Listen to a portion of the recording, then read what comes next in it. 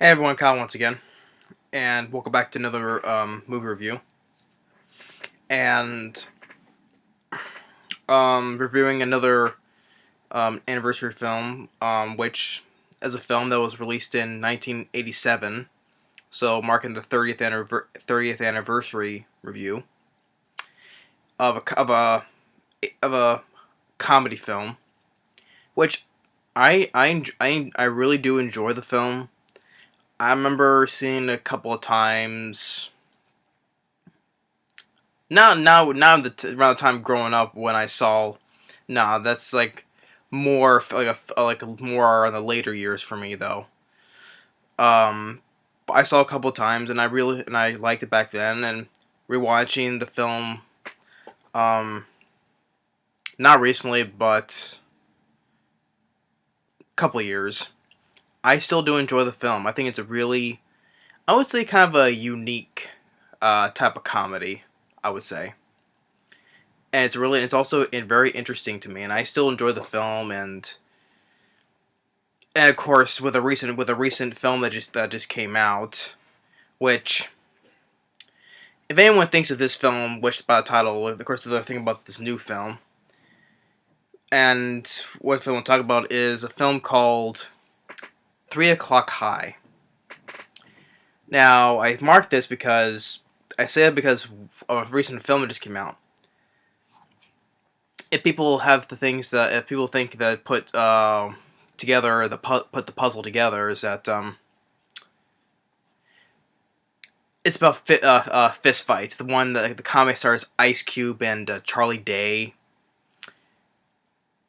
which it's not. It says it's not a remake or a loose remake or that type of thing or reimagine. It's basically it's a remake. It's basically a remake. To me, I think it's a remake of this. It is kind of like a remake because a lot of stuff in that film, which, yeah, I did see Fist Fight because my brother wanted to see it, and so I saw it with him with a couple of his friends. But they thought it was funny. I did not, because I was watching. I remember that this took so much stuff from this film, which I'm surprised that the film is not called like a remake of this film. I think it is, but if anyone could disagree on that, that's they have right to. But 3 O'clock High is still, I would still say, a classic, and it's a unique type of comedy film. And so, but basically the whole thing is 3 O'clock High. Stars Casey Siemaszko as not Jimmy, Jeremy Jerry, sorry, Jerry Mitchell, and he's just a normal teenager at high school, and he's having a really well. First, he's having a real bad day, and just what the whole logistics of it is he ends up getting into this fight with this new guy, a new student, and wants to meet him in the parking lot for the fight at 3 o'clock. And this new guy is named by the name of Buddy Revell, played by Richard Tyson. If anyone remembers who Richard Tyson is, he was a Kindergarten Cop. He was the bad guy. And I also remember him. He was in that zombie film Fly of the Living Dead, with a Kevin J. O'Connor. He was in that film as well. I remember he lives in that movie, so that's kind of a good thing. And then also Kevin J. O'Connor, who was also be in The Mummy, and I like him as well. At least they both don't die in that film. But still don't care for Fly Living Dead. But Rich Tyson is probably more memorable for starring in Kindergarten Cop. And I thought these two together, which more right there, I thought that both these guys did a really great job. I really liked their characters in the film. And also, the thing is about the director of this film is Phil Joanou, if I mispronounced the last name. Oddly enough, he directed the short film, the short Punisher film, Punisher: Dirty Laundry, with Thomas Jane coming back as Frank Castle, the Punisher, and even Ron Perlman has a small role in it as well. I like that short film. And it was like, I was surprised, like, really? That's the same, that guy who directed that short film with Thomas Jane directed this film, 3 O'Clock High. I was like, okay, that's really interesting. And I thought he did a great, they did a great job.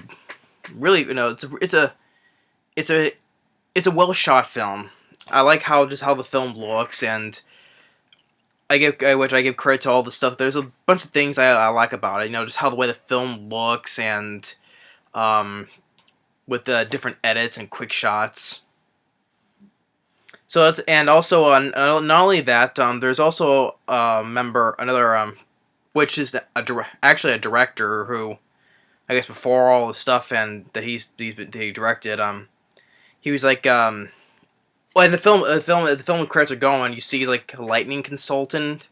It's actually, but Wikipedia says cinematography, but it's actually Barry Sonnenfeld. So Barry Sonnenfeld, the director of the Men in Black films and Get Shorty and Wild Wild West and Nine Lives. Yeah, he actually had a little credibility in the credits, so he's involved with it. So okay. And also another thing that on the trivia, that Steven Spielberg was an executive producer for this film, but he was told he asked to have his name removed from the credits. I'm like, why? Why does he want his name removed from the film? Which, I don't know. Maybe it's the type of film that he's not that kind of used to making, or, well, I don't know, but if that's Steven Spielberg's right to do so, he has a right to. Which I just don't know why, because I like Steven Spielberg. He's been, I like I like other films he's been executive produced on, so I'm not so sure why, but if he has a right to. But and the whole gist of it is, yeah, I just told the premise, so. But just how the way the film opens up with Casey Siemaszko as Jerry Mitchell. It opens up, he's just he's late for school, like he's lying in bed, and then his alarm goes off, and just really like how just like how there's a shot where he's lying in bed, and like that the camera like tilts a little bit from, like if he's laying in bed on his side, then when his head moves up, if the camera rolls with it. And so now that he's late for school and he has no clean clothes, and his clothes are on the wash, and he sticks a shirt in the microwave, and he even sticks a Pop-Tart in it, and he has to take his sister with him, but his car has a flat tire, so he has to take his mom's car, and also pick up another friend that he likes, and that she likes him, and this other girl, Franny, by the name of Anne Ryan, played by Anne Ryan. So they're driving, and on the way, Jerry gets distracted by this other pretty girl that also talks to him at the school, who's driving. He's distracted, and he's like running the red light into the intersection. He's going circling around, getting back on the right side of the road. And throughout this whole the whole opening, you have this song, which I thought it was a great score by Tangerine Dream. I think it's a really good score. And the opening, like the song, I think it's called Something to Remember Me by. I thought it was a good song in during the movie for the opening. I think it's also playing at the end of the film as well. And I think that's a good song to listen to as well. I liked it when it was playing during the opening. And the rest of the score I thought was pretty good as well. So just when he gets to school, you hear all these students talk about this new guy who's coming to their school, Buddy Revell, and all these horrible things he's done the past schools, like he broke one kid's neck, or when he kicked the football and he pulled a knife on the coach. and he knocked he knocked one. He's like all the injuries he's caused to these people.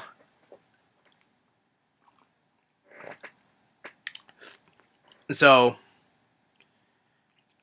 yeah, you hear the students just telling all these stories about him, and by the time he gets there, I like how when the score changes his light tone to a dark tone when we first see Buddy Revell, Richard Tyson, just like how it's just a dark. I like how it changes from a light tone to a dark tone of the score when we first see him, and so Jerry he runs manages the student store, the place where you get like school supplies and stuff like that, and the guy who like his boss guy Mr. Rice really was played by Jeffrey Tambor, which he's been in a lot of films later he'd go on to be in Hellboy 1 and 2, but he's done like early films and also early TV work. I remember seeing him a few appearances in Three's Company, especially one episode, when Jack and Janet mistake him for a mental patient, and he's going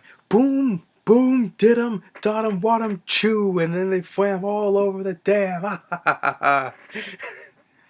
Yeah, that episode. So that's all. He's been in other episodes of Three's Company, but he's been in TV work and other films as well. I think he also was in that drama show Transparent. I think he was like the father, the family father, and he like becomes dressed like a woman. I think he won a Golden Globe for that role, but yeah. But so he's been in a lot of stuff. So Jeffrey Tambor was nice. Okay, he's in this. He's recognizable, and then his a friend of his Vincent tells him to write a school newspaper about this guy, and even the teacher tells him to, and also when the first people arrive, like when Buddy first arrives, everyone's like staying out of his way, because how they know what this guy's how dangerous this guy is, but when when Jerry goes to the restroom, Buddy goes in there, and he's like, "Oh, hi, I'm gonna write this paper about you," and Buddy says, "What do you want to know? Why no one must know about me, whatever?"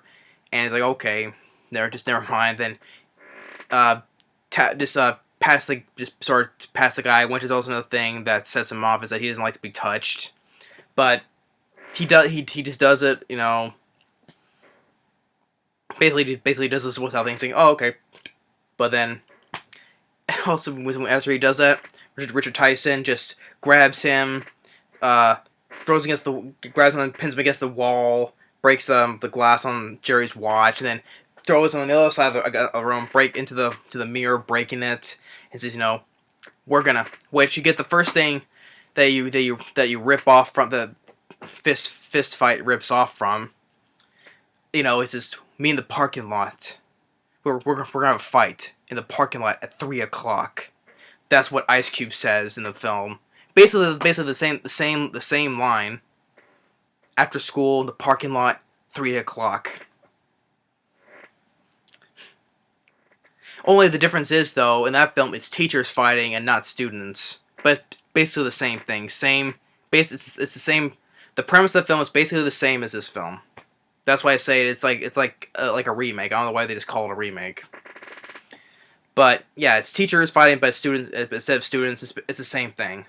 And even they're like stuff that also throughout the whole film, it's like in the fist fight. He tries to Charlie Day's trying to get out of it, just like how Casey Siemaszko is trying to. Even one part where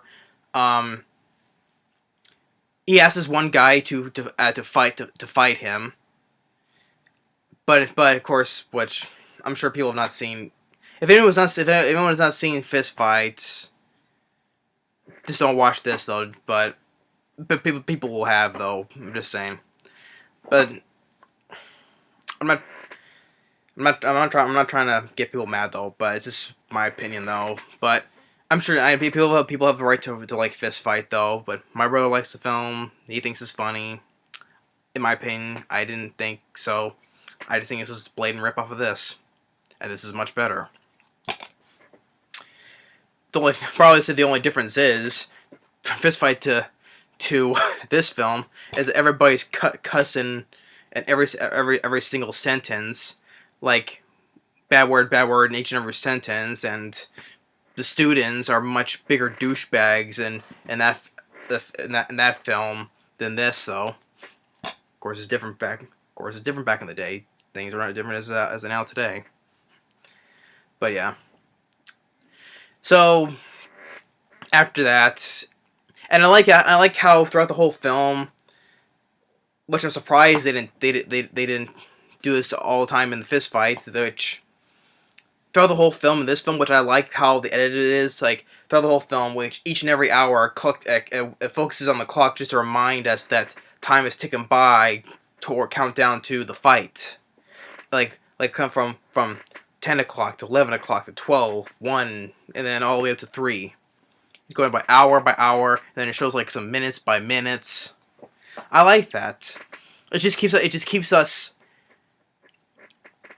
intact. It's the big countdown for him. He's gonna fight it, even though he's nervous and tense as hell, and there's no way for him to get out of it.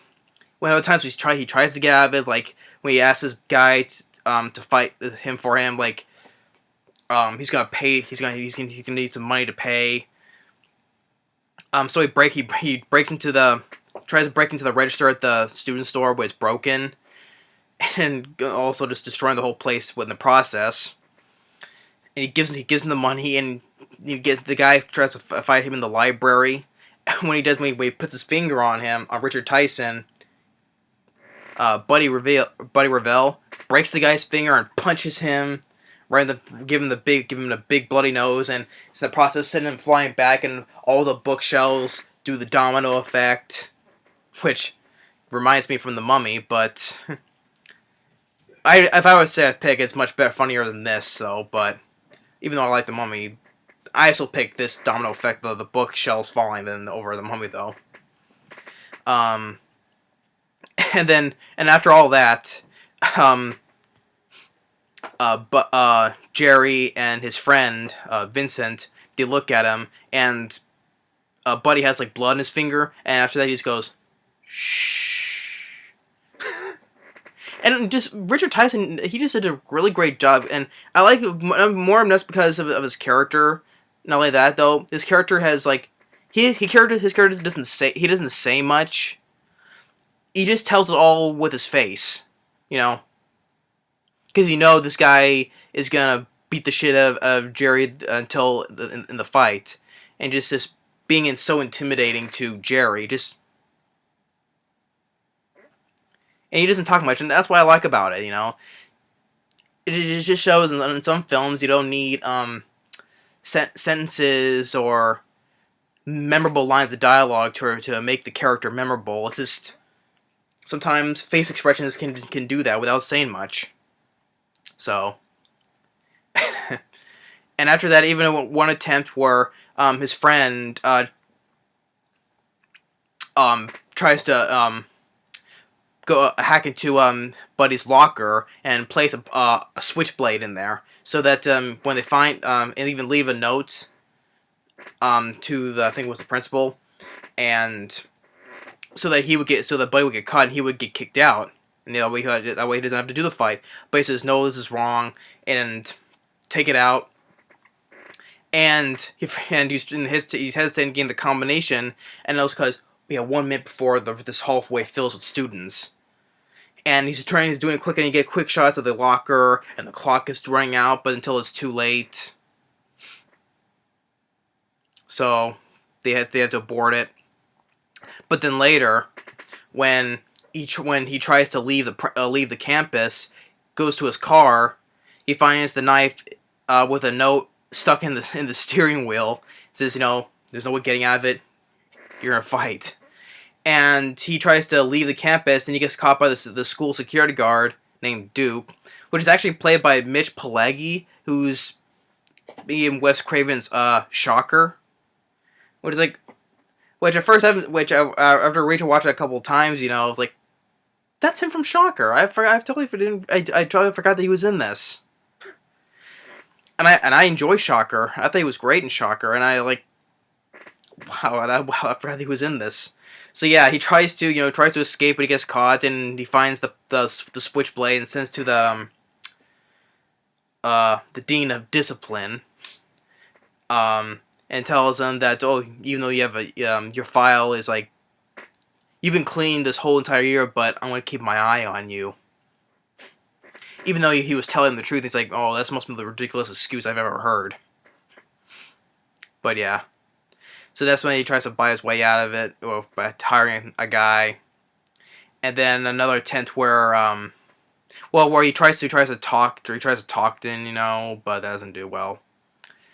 And another attempt where, after the guy got beaten up that he was hiring, he was like getting sick in the bathroom, and he manages to get some some of the money back that he stole, and his sister gives him an idea to get detention. So another way to avoid the fight is to get detention. So he has this English class where he gets up, starts hitting on the teacher and starts smoking. And at one point he kisses the teacher, but then he passes out and is in the nurse's office, like asking the school nurse, "Do I get detention?" He's like, "Oh no, you're totally fine." Is that the teacher gave her number to give to you? So, oh, you're fine. You're free to go. You're not in trouble. So I just feel so sorry for this character, because no matter what he does, no matter what he attempts to do, it all backfires on him. No matter what he does, he can't get out of it. He just has no choice but to do the fight. So, and even to one point where he just gives the money to Buddy, just when they're walking in the gym, and he's like, oh, I forgot another part where when in the gym they have that rally where before he tries to leave the campus, where the cheerleaders, the girls, like hitting this this thing, not like it's not a pinata, it's like a dummy or something, and he's just indicating that, thinking that it's him getting beaten up, and the head flies towards him. It's like a skull, and the eyes start lighting up red. Or yeah, another one where he's in his another I forgot to mention where he's in this another class, and he's watching this documentary on the world of insects, and these two guys want to make a documentary about him and his fight, and he's trying to watch it about this with this cricket, about being killed by the scorpion. And I actually kind of find it funny this part where the music is for the film is playing. You actually hear that score, a piece of John Williams' score from Jaws. It is because Jaws' score is very memorable, and if you would recognize a piece of that music is when when Brody, Hooper, and Quinn are just leaving the harbor to go after the shark, and as soon as he's leaving the harbor, you hear that dun dun dun dun dun dun dun dun. Yeah, that's actually in the movie, and it's like that's John Williams. That piece of John Williams' score from Jaws. I was like, oh, I just find that funny too. And just keeps on cutting in and out from the people, the guys talking to him into the film as well. So I like how the editing is made in this film. So I got that, and then the part of the rally. And then we get to the part where he's walking to him in the gym, he's having a cigarette, and he just wants to give the money to call the fight off. But doing that though, Buddy calls him, "Well, you're the biggest pussy I've ever met in my life. You didn't even try." And it's kind of the same. That's kind of the same thing like Charlie Day says to Ice Cube, and kind of saying that, oh, you're not a man or something like that, because you're just because Charlie Day's the nice guy, but just tries to get his way out of it, but you're not a man because you're not even trying to. And of course you get the same scene like where Jerry, he's on the roof, he's thinking about everything that's happening. Well, Charlie Day, he was on the roof too, but he was just trying to call the police to get out of it. Well, there's a little bit difference there. But still, same thing. Both characters are on a roof. Thinking. So. And then Jerry, he now finally mans up and says, give me my money back. And he's like, no refunds. He says, well, I'm not a pussy asshole. The fight is still on. So. And I like it that during the final countdown, he's just getting himself ready, putting books away and getting the bathroom, washing his face up and just preparing himself as the clock ticks down to 3. And of course, it's like the same thing for Fist Fight. As soon as he gets outside, everyone gathers in the parking lot and doing a little moment where he's walking by himself, just ready. And Rich Tyson is already there, like Ice Cube was. Oh, of course, only the difference is that the principal tries to stop, which there's another scene where he's visited the principal. I'll forget that part, but yeah, where the principal is there and Rich Tyson tries to stop. He tries to stop the fight and he touches Richard Tyson and he knocks him out. Okay, that's one part that was like not in Fist Fight where someone tries to stop the fight. But speaking back with the principal, there's another one I forgot to mention. Where there's a scene where they're both sitting next to each other during the math class, and lately Jerry's like trying to be nice, like try to let him copy his Richard copy his answers, but he gets caught. They both send the principals. And wants him to do this math equation, and actually where Richard Tyson, he gets this math problem which he knew the answer all along, and he's like, he knew the answer all along, as Jerry said. So, but yeah, and then when he comes to get to the fight, then he knocks out the principal, and then. And I like where, I just like he's getting his butt kicked, but he gets a couple of things at Richard Tyson. He kicks him in the leg, gives him one good punch in the face, where he gets him like a little bit bleeding. He like the scene right there where he's jumping on his back.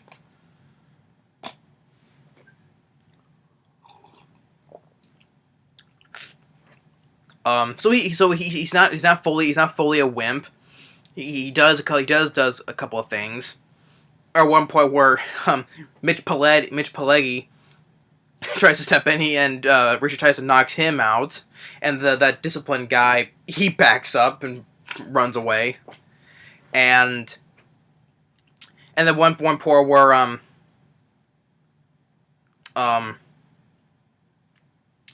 the girl that likes him gets pushed out of the way, or his friend Vincent tries to jump on him, and he gets kneed in the groin, and which at that point where Richard Tyson, he was gonna use his brass knuckles, which I'm surprised that's not one thing they didn't do from Fist Fight, was the brass knuckles, because they're both doing other things in Fist Fight besides beating each other up. But I'm surprised they didn't use that though. And as soon as he gets the brass knuckles, and his sister, his friend, and even the principal says something to him, even the principal's like, don't fuck this up, Mitchell. Of course, this is PG-13, so you get the one F word in, saving the one F word for that, and then get the slow mo shot where Richard Tyson gets that one, tries to punch him but misses, and then Jerry just goes and boom, knocks him out with the brass knuckles, and everyone's like, yeah, and all that, and even the cop, cop who talked with him earlier to discuss about what happened in the student store. He says the thing was an inside job, and that cop is actually played by Philip Baker Hall, which he's been a lot of movies too. Same with Jeffrey Dahmer. Phil Baker Hall has been in a lot of movies as well. Some films I recognize these from. He was in even though he was in the Amityville Horror remake, which is not good, but he had a little bit of role. He's another guy who's has a little bit of roles in other films, but I recognize him though, Philip Baker Hall. And he's after that he's he wants to ask Jerry's the stuff regarding about what happened, and the principal the kids had enough today. Ask him tomorrow.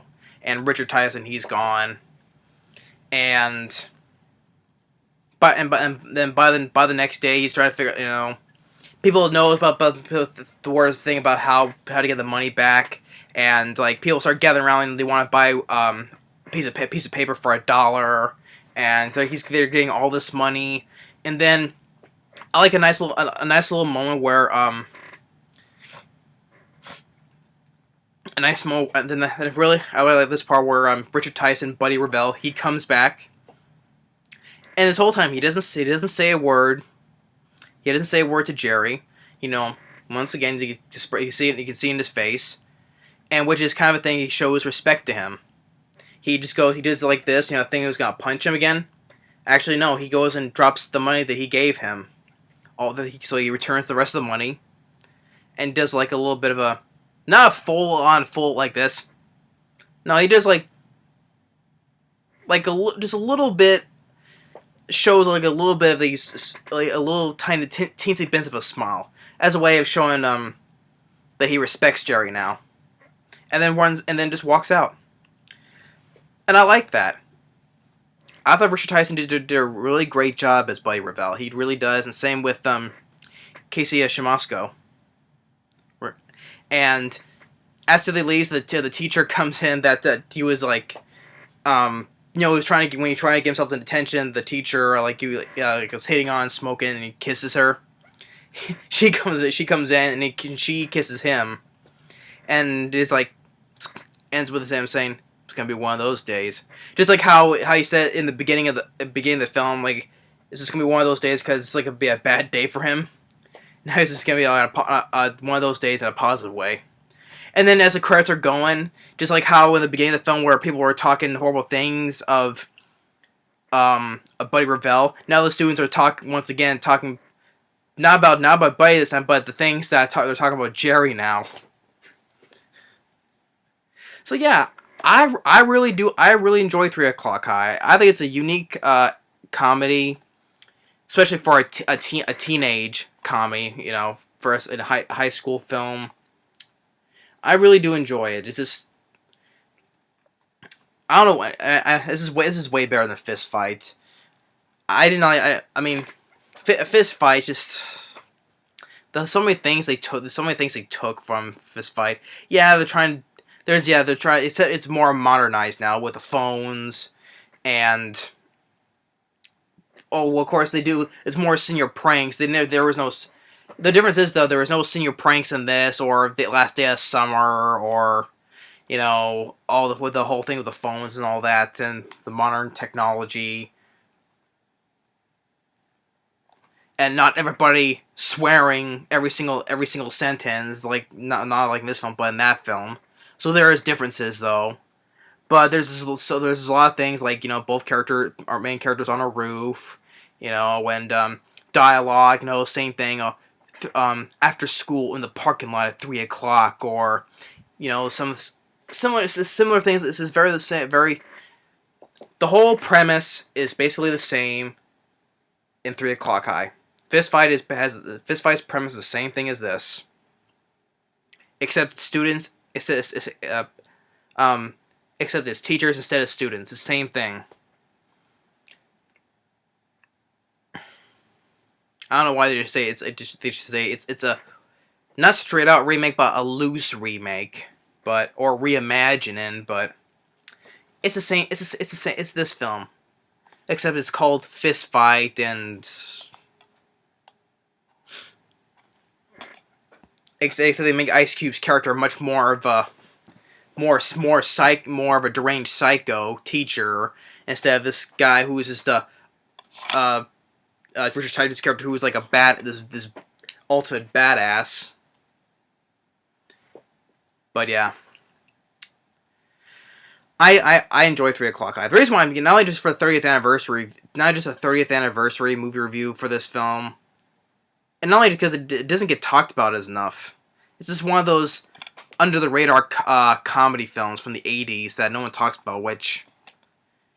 And there's no features in this film anyway, which sucks, So, but it's because the release of Fist Fight has the same premise of this.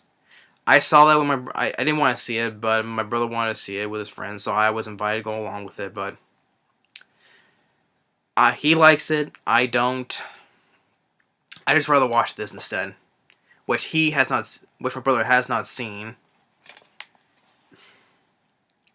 I'm not gonna force it to watch it though, but he just sometimes he's just one of those prefers likes watching new stuff over old stuff.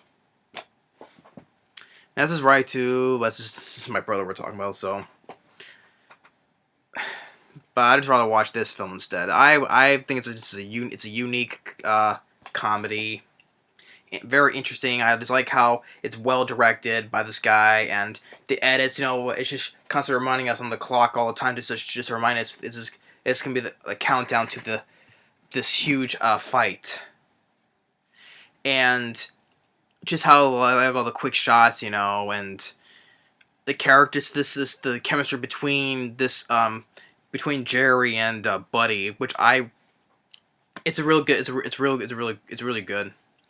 Just no matter, I just feel sorry for Jerry. He's just trying to do everything he can to avoid this fight, but there's no way of getting out of it. No matter what he does, and but at the end of the day, it all pays off. He's the victor, and with Richard, at the end he shows he has respect for him, and just how the way this with the Buddy's character is, he doesn't talk much. He just expresses it. It's all expressed on his face. This intimidating face that I'm fighting you. I'm gonna beat you. Rich Tyson did a really great job as Buddy Revell. I really liked his character in the film, and same with Casey Siemaszko. I really enjoyed these two characters, how these two interact with each other in the film, and I think Casey Siemaszko. I think I remember him. He was in Young Guns. I think he was. I haven't seen Young Guns in quite some time though, but because I know it has an all-star cast. I think he was one of them. I have to watch Young Guns again. So, but I do. But I remember liking Young Guns. I just have to rewatch that film again. I haven't seen that film in a long time. And I'm sure I've seen him in other stuff, but I could be wrong. But I think the best one of the one in this film, I think it was Young Guns. But the supporting cast, the supporting cast though was decent. Who plays his friends, his sister, Jerry's friends, and his sister. Jeffrey Tomer was nice to see him in there. Philip Baker Hall, even Mitch Pileggi as the security guard.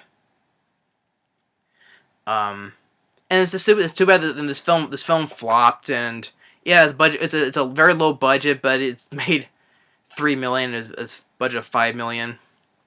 Didn't deserve to flop, but at least it has like a cult following, I should say. Because it has a 70% on Rotten Tomatoes and has a 7.2 on IMDb. Very good ratings, I would say, but I would give it much more higher ratings though, at least to me. And it's also it's a very well paced film. It's only on for about, where's the time of this thing? It says an hour and 30 minutes, but without the end credits, it's like less than that. So it's very well paced. It's not slow because it makes us keeps us going when just how the time keeps on going when we're the time where the countdown to the fight. That's what keeps us going with this. Makes the film go faster. But I enjoy 3 O'Clock High. I commend with the director and the editors with the editing and stuff with them, on the clock and the quick stuff like that. I enjoy our two main characters, and so they both did Casey Siemaszko and Rich Tyson. They both did a great job. I really do. I think it's a unique comedy that deserves to be talked about, and this is definitely worth deserving a 30th anniversary review. But I'm saying, if people like Fist Fight, that's their opinion though. But I'd rather watch this. It's the same premise as this. Fist Fight is the same premise as this film, except there is some differences, but there's a lot of very the same things in this film. But yeah, I didn't like Fist Fight, but it's all my opinion. I'm not gonna make fun of people for liking Fist Fight, but I just rather watch this film. I just have much more fun and much more feelings for these characters. That's to say, that's why I say it's a unique type of comedy. It deserves to be talked about more.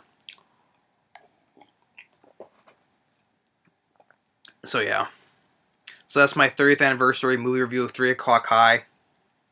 It's definitely worth a look, at least to me. And I really watching. I really do enjoy watching it. So I definitely give it thumbs up. I'm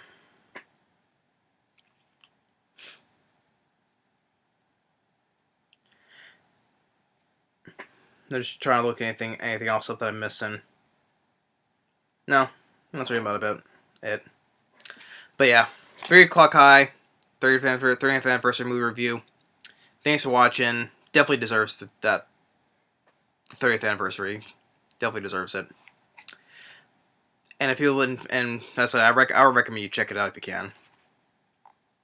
But it's your opinion if you like Fist Fight more in this or the other way around. I'll respect it. But thanks for watching. Stay tuned on the next movie review. Later.